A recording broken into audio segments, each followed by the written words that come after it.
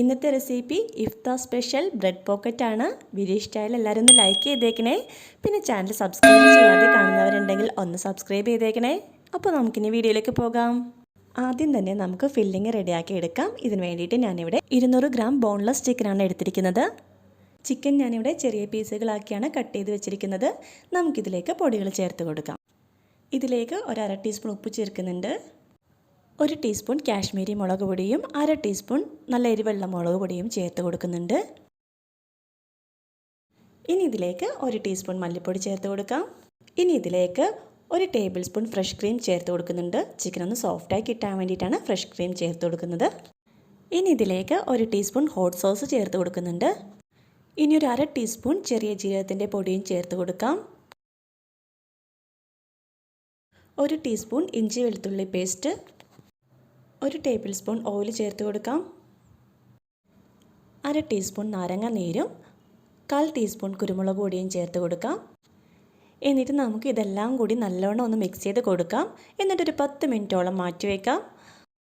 2 bread ഒന്നിന് മുകളിൽ ഒന്നാക്കി വെച്ചിട്ട് ഇതിൻ്റെ സൈഡെല്ലാം ഒന്ന് കട്ട് ചെയ്ത് മാറ്റുന്നുണ്ട്. ഈ കട്ട് ചെയ്ത് മാറ്റുന്ന ഈ സൈഡ് ഭാഗമില്ലേ, ഇതൊക്കെ നമുക്ക് ബ്രെഡ് ക്രംസൊക്കെ ഉണ്ടാക്കാനായിട്ട് എടുക്കാം. അപ്പോൾ ഇത് വേസ്റ്റായി പോകത്തില്ല. ഇനി നമുക്ക് ഇതേപോലെ ഇതൊന്ന് റോൾ ചെയ്തെടുക്കാം. ഇനി നമുക്ക് ഇതൊന്ന് റൗണ്ട് ഷേപ്പിൽ കട്ട് ചെയ്തെടുക്കാം. ഇതിന് വേണ്ടിയിട്ട് ഞാനൊരു ഗ്ലാസ് ആണ് എടുത്തിരിക്കുന്നത്.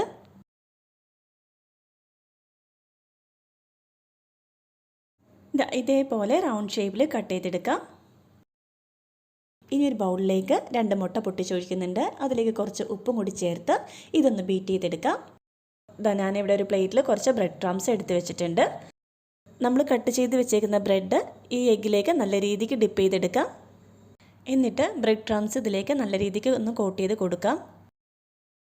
നമ്മൾ കട്ട് ചെയ്ത് വെച്ചേക്കുന്ന എല്ലാ ബ്രെഡും ഇതേപോലെ നമുക്ക് ചെയ്തെടുക്കാം. ഇനി നമുക്ക് ഇതൊന്ന് ഫ്രൈ ചെയ്തെടുക്കാം. അതിന് വേണ്ടിയിട്ട് ഞാനൊരു ചട്ടി ചൂടാക്കി അതിലേക്ക് ഓയിൽ ഒഴിച്ചു കൊടുക്കുന്നുണ്ട്. എണ്ണ നല്ലോണം ചൂടായി കഴിയുമ്പോഴത്തേക്കും നമുക്കിതിലേക്ക് ബ്രെഡ് ഇട്ട് കൊടുക്കാം.